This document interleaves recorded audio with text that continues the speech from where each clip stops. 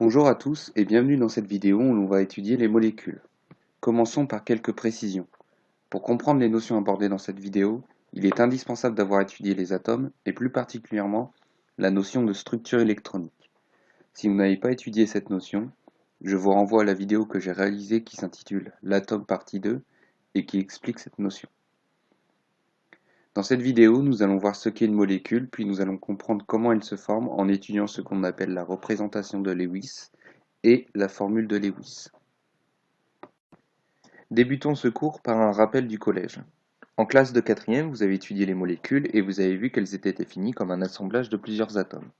En effet, si on regarde l'image ci-contre qui représente une molécule d'eau, nous pouvons voir que deux boules blanches, qui représentent les atomes d'hydrogène, ont fusionné avec une boule rouge, qui représente l'atome d'oxygène, pour former la molécule d'eau. Donc la molécule d'eau est bien un assemblage de plusieurs atomes, des atomes d'hydrogène en blanc et un atome d'oxygène en rouge. Avec les notions étudiées dans le chapitre sur l'atome, nous pouvons déjà donner deux propriétés aux molécules. La première propriété est le fait qu'une molécule est toujours électriquement neutre. En effet, nous avons vu que les atomes étaient électriquement neutres, or si les molécules sont un assemblage de plusieurs atomes, elles le sont forcément aussi. La deuxième propriété est qu'une molécule est toujours stable. En effet, nous l'avons vu dans le chapitre précédent, les atomes instables forment des molécules pour que l'ensemble devienne stable. Cela nous indique également que les atomes déjà stables, que l'on appelle les gaz rares, ne formeront pas de molécules. Donc les molécules existent car elles sont stables. Mais comment se forment-elles? C'est ce que nous allons voir dans la suite de cette vidéo. Commençons par une simplification. Dans ce chapitre, nous nous intéresserons aux molécules composées des 18 premiers atomes du tableau périodique. Ces atomes sont regroupés dans le tableau ci-dessous. En effet, la formation des molécules avec les autres atomes du tableau périodique est beaucoup plus complexe. De plus, nous pouvons enlever les trois gaz rares de ce tableau, car ils ne formeront pas de molécules. Pour comprendre comment se forment les molécules, il faut étudier ce que l'on appelle la représentation de Lewis des atomes. Il s'agit d'une méthode qui permet de schématiser les 15 atomes du tableau ci-dessus avec deux règles principales. Au centre de cette représentation, nous devrons mettre le symbole grand X de l'atome. C pour le carbone, N pour l'azote, etc., etc.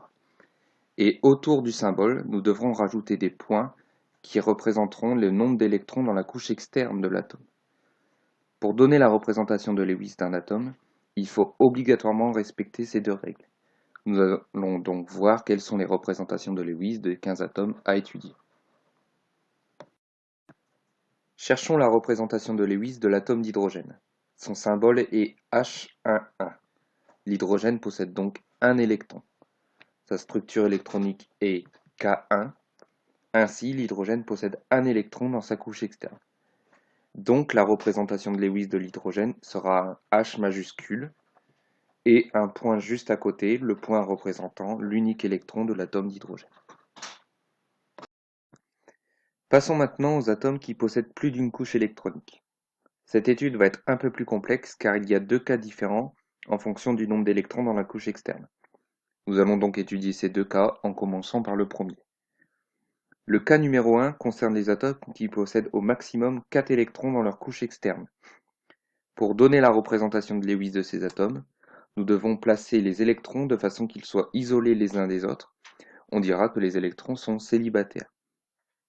Quels sont les atomes concernés par le cas numéro 1? Si nous reprenons le tableau périodique, nous pouvons voir que les seuls atomes concernés sont les 8 encadrés en rouge. En effet, l'atome d'hydrogène a déjà été étudié et les autres atomes possèdent plus de 4 électrons dans leur couche externe. Nous étudierons leur cas un peu plus tard. Nous allons donc voir la représentation de Lewis de ces 8 atomes. Commençons par le premier de ces 8 atomes, le lithium, de symbole Li73. Avec son symbole, nous savons que le lithium possède 3 électrons.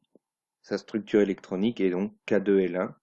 Il possède ainsi un électron dans sa couche externe. La représentation de Lewis de lithium sera donc un Li au centre, avec un point pour un électron dans la couche externe. Passons maintenant au cas du beryllium de symbole Be9,4. Avec son symbole, nous savons que le beryllium possède 4 électrons. Sa structure électronique est donc K2L2. Il possède ainsi 2 électrons dans sa couche externe. Sa représentation de Lewis sera donc un BE au centre, avec un point à droite du BE et un deuxième en haut du symbole. Ainsi, les deux électrons du beryllium seront bien isolés. Attention, j'ai placé les deux points en haut et à droite, mais j'aurais pu les placer en haut et en bas, ou alors en bas et à gauche. En revanche, il est impossible de placer les deux électrons à droite, ou les deux électrons à gauche, ou les deux électrons en haut, ou les deux électrons en bas. Leur place autour du symbole n'est pas importante, mais il faut absolument qu'ils soient isolés.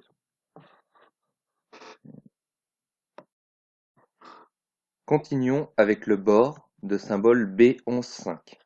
Avec son symbole, nous savons que le bore possède 5 électrons. Sa structure électronique est donc K2L3. Il possède ainsi 3 électrons dans sa couche externe. La représentation de Lewis du bore sera donc un B au centre, un B majuscule au centre pour être exact, avec 3 points pour 3 électrons dans la couche externe. Tout comme le beryllium, les 3 électrons sont bien placés de manière isolée, mais leur placement autour du symbole est arbitraire. Enfin, passons au carbone, de symbole C12,6, qui possède donc 6 électrons. Sa structure électronique est donc K2L4. Il possède ainsi 4 électrons dans sa couche externe. La représentation de Lewis du carbone sera donc un C majuscule au centre, avec 4 points isolés autour, représentant les 4 électrons de sa couche externe.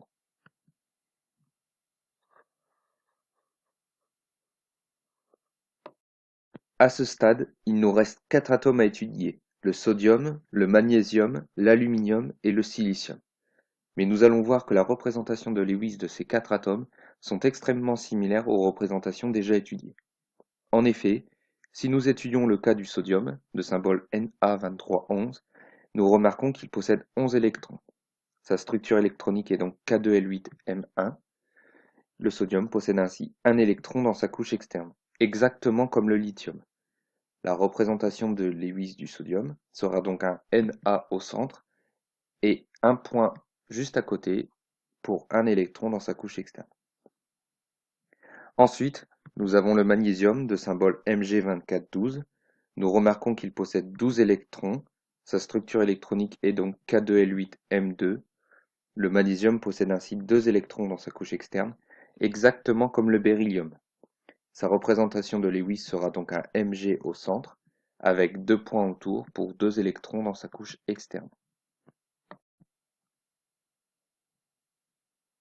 Ensuite, nous avons l'aluminium, de symbole Al2713. Nous remarquons qu'il possède 13 électrons. Sa structure électronique est donc K2L8M3. L'aluminium possède ainsi 3 électrons dans sa couche externe, exactement comme le bore. Sa représentation de Lewis sera donc un Al au centre, avec 3 points autour. Enfin, nous avons le silicium, de symbole Si2814. Nous remarquons qu'il possède 14 électrons. Sa structure électronique est donc K2L8M4. Le silicium possède ainsi 4 électrons dans sa couche externe, exactement comme le carbone. Sa représentation de Lewis sera donc un Si au centre avec 4 points autour.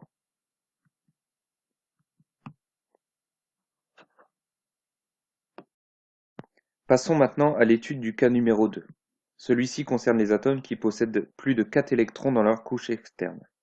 Pour donner la représentation de Lewis de ces atomes, il faudra placer les 4 premiers électrons de manière isolée, exactement comme le cas numéro 1, puis nous placerons les électrons restants juste à côté des électrons célibataires pour former des paires d'électrons. On appellera ces paires d'électrons des doublés non liants. Si on reprend le tableau périodique, nous voyons que les seuls atomes concernés par le cas numéro 2 sont les 6 atomes encadrés en rouge.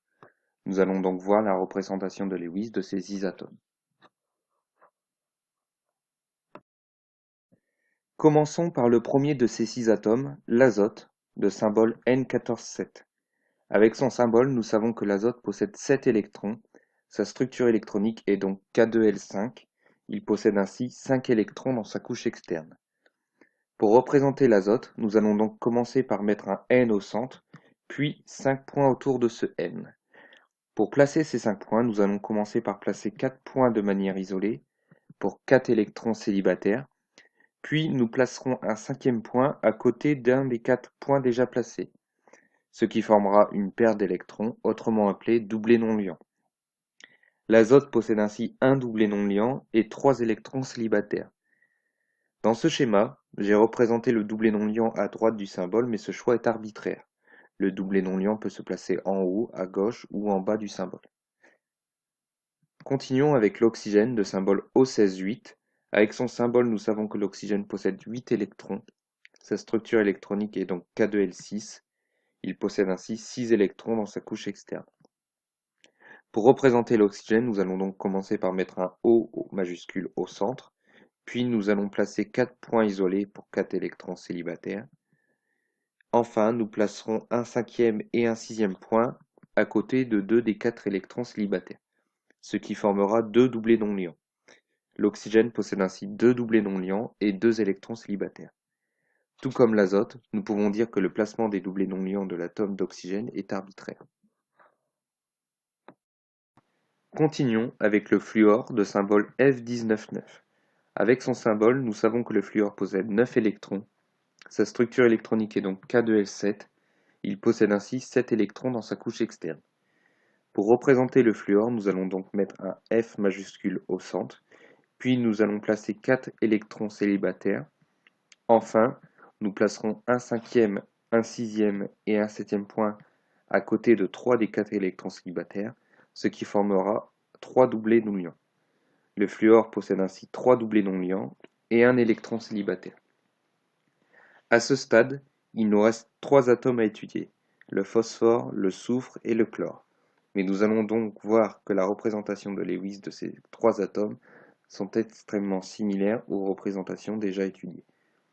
En effet, si nous étudions le cas du phosphore de symbole P31,15, nous remarquons qu'il possède 15 électrons. Sa structure électronique est donc K2L8M5. Le phosphore possède ainsi 5 électrons dans sa couche externe, exactement comme l'azote. Ainsi, sa représentation de Lewis sera un P majuscule au centre, avec 5 points pour chaque électron, un doublé non liant et 3 électrons célibataires. Ensuite, nous avons le soufre de symbole S3216. Nous remarquons qu'il possède 16 électrons. Sa structure électronique est donc K2L8M6. Le soufre possède ainsi 6 électrons dans sa couche externe, exactement comme l'oxygène. Sa représentation de Lewis sera donc un S majuscule au centre, avec 2 doublés non liants et 2 électrons célibataires. Enfin, nous avons le chlore de symbole Cl3517. Nous remarquons qu'il possède 17 électrons. Sa structure électronique est donc K2L8M7. Le chlore possède ainsi 7 électrons dans sa couche externe, exactement comme le fluor. Sa représentation de Lewis sera donc un Cl au centre, avec 3 doublés non liants et un électron célibataire. Faisons maintenant un petit bilan du cas numéro 2, en étudiant une simplification de sa représentation de Lewis. Si nous reprenons la représentation de Lewis de l'atome d'oxygène, nous avons donc deux types d'électrons. Les électrons isolés, que l'on appelle électrons célibataires, et les paires d'électrons que l'on appelle doublés non liants. Pour gagner du temps, les scientifiques ont décidé de représenter les doublés non liants par des traits. Ainsi, un trait représente deux électrons formant une paire. Avec cette simplification, nous pouvons représenter l'oxygène de la manière suivante. Nous commençons par placer un O au centre, puis nous plaçons les deux électrons célibataires de l'oxygène. Enfin, nous plaçons deux traits représentant les deux doublés non liants de l'atome d'oxygène. Nous l'avons vu tout à l'heure, mais il est bon de rappeler que la place des doublés non liants est arbitraire. Nous le verrons plus tard, mais en fonction de la molécule formée, la place des doublés non liants ne sera pas la même. Le plus important, c'est que le nombre de doublés non liants soit respecté. Maintenant que nous avons vu la représentation de Lewis des atomes, nous allons étudier la formation des molécules et la formule de Lewis. Pour comprendre comment les molécules se forment, nous allons voir la formation de quelques molécules. Une molécule se forme via le partage des électrons célibataires des atomes qui composent cette molécule. Ce partage permettra aux atomes qui composent la molécule d'avoir toutes leurs couches électroniques saturées et donc d'être stables. Ce partage d'électrons célibataires va former une nouvelle paire d'électrons que l'on appelle liaison covalente ou doublé liant. Pour comprendre comment s'effectue ce partage, nous allons étudier la formation de la molécule d'eau. Au collège, lorsque vous avez étudié les molécules, vous avez vu que l'eau était constituée d'un nombre incalculable de molécules que l'on notait H2O. La molécule d'eau possède ainsi deux atomes d'hydrogène H11, donc nous allons représenter deux atomes d'hydrogène en représentation de Lewis. La molécule d'eau possède également un atome d'oxygène O16-8, donc nous allons représenter l'atome d'oxygène en représentation de Lewis. L'atome d'hydrogène possède un électron célibataire. Pour être stable, il doit en posséder deux. Il va donc se lier à l'un des deux électrons célibataires que possède l'atome d'oxygène. Le deuxième atome d'hydrogène va ainsi se lier au deuxième électron célibataire de l'atome d'oxygène. Ainsi, nous avons l'atome d'oxygène au centre, avec ses deux doublés non liants que nous avons déplacés, et ses deux électrons célibataires. Puis, nous avons à gauche de l'oxygène l'un des deux atomes d'hydrogène avec son électron célibataire, lié à l'un des deux électrons célibataires de l'atome d'oxygène. Enfin, nous avons à droite de l'oxygène le deuxième atome d'hydrogène avec son électron célibataire lié à l'autre électron célibataire de l'atome d'oxygène. Nous pouvons constater la formation de deux paires d'électrons qui lient les atomes entre eux, d'où leur nom, les doublés liants. Tout comme les doublés non liants, les doublés liants peuvent aussi être représentés par des traits. Ainsi, un trait reliant deux atomes représentera la mise en commun de deux électrons de deux atomes différents. Un trait ne reliant pas deux atomes entre eux représentera un doublé non liant. Avec cette simplification, l'eau se représentera de la manière suivante. L'oxygène au centre avec ses deux doublés non liants, un hydrogène à gauche et un autre à droite, un trait entre l'hydrogène de gauche et l'oxygène, et un autre trait entre l'hydrogène de droite et l'oxygène, représentant tous les deux les doublés liants. Puisque chaque trait représente deux électrons, nous pouvons remarquer que les atomes qui composent la molécule d'eau respectent la règle du duet et de l'octet. Ils sont donc stables. Voilà pourquoi les molécules se forment et pourquoi elles sont stables. Enfin, en représentant la molécule d'eau de la manière suivante, nous avons donné la formule de Lewis de la molécule d'eau. La formule de Lewis permet donc de représenter une molécule à partir de la représentation de Lewis des atomes qui composent cette molécule. Pour comprendre la formule de Lewis des molécules, nous allons étudier une deuxième molécule, l'ammoniac. Il s'agit d'une molécule que l'on note NH3. Pour voir si vous avez compris la formule de Lewis des molécules, je vous conseille de mettre en pause la vidéo, puis d'essayer de représenter la molécule NH3. La molécule d'ammoniac possède un atome d'azote, N14,7. Nous allons donc représenter l'atome d'azote en représentation de Lewis. Un N majuscule au centre avec un doublé non liant et trois électrons célibataires. Or, nous avons vu que nous pouvons représenter le doublé non liant par un trait. Ainsi, l'azote se représente par trois électrons célibataires et un trait. La molécule d'ammoniac possède aussi trois atomes d'hydrogène, H11. Donc nous allons représenter trois atomes d'hydrogène en représentation de Lewis. L'atome d'hydrogène possède un électron célibataire. Pour être stable, il doit en posséder deux. Il va donc se lier à l'un des trois électrons célibataires que possède l'atome d'azote. Les deux autres atomes d'hydrogène vont ainsi se lier aux deux autres électrons célibataires de l'atome d'azote. Ainsi, nous avons l'atome d'azote au centre, avec son doublé non liant que nous avons déplacé, et ses trois électrons célibataires. Puis nous avons à gauche de l'azote l'un des trois atomes d'hydrogène avec son électron célibataire, lié à l'un des trois électrons célibataires de l'atome d'azote. Nous avons en bas de l'azote un deuxième atome d'hydrogène avec son électron célibataire, lié au deuxième électron célibataire de l'atome d'azote. Enfin, nous avons à droite de l'azote le troisième atome d'hydrogène avec son électron célibataire, lié au troisième électron célibataire de l'atome d'azote. Nous pouvons constater la formation de trois doublés liants. Ainsi, la formule de Lewis de la molécule d'ammoniac sera un atome d'azote au centre avec son doublé non liant, un hydrogène à gauche, un en bas et un autre à droite, un trait entre l'hydrogène de gauche et l'azote, un trait entre l'hydrogène du bas et l'azote, et un trait entre l'hydrogène de droite et l'azote. Pour terminer ce cours, nous allons étudier les cas particuliers de deux molécules, le dioxygène et le diazote. Le dioxygène est une molécule qui se note O2. Elle possède donc deux atomes d'oxygène O16,8. Donc, nous allons représenter deux atomes d'oxygène en représentation de Lewis. Les deux électrons célibataires des deux atomes d'oxygène vont se lier. Ainsi, nous avons l'un des deux atomes d'oxygène à gauche avec ses deux doublés non liants que nous avons déplacés et ses deux électrons célibataires. Puis nous avons à droite le deuxième atome d'oxygène avec ses deux doublés non liants que nous avons aussi déplacés et ses deux électrons célibataires. Nous pouvons constater la formation de deux doublés liants. Ainsi, la formule de Lewis de la molécule de dioxygène sera un oxygène à gauche et un autre à droite, avec leurs deux doublés non liants, tous les deux reliés par deux doublés liants. On appelle ce type de liaison des liaisons doubles.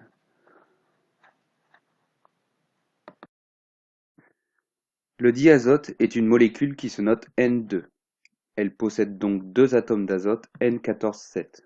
Donc nous allons représenter les deux atomes d'azote en représentation de Lewis.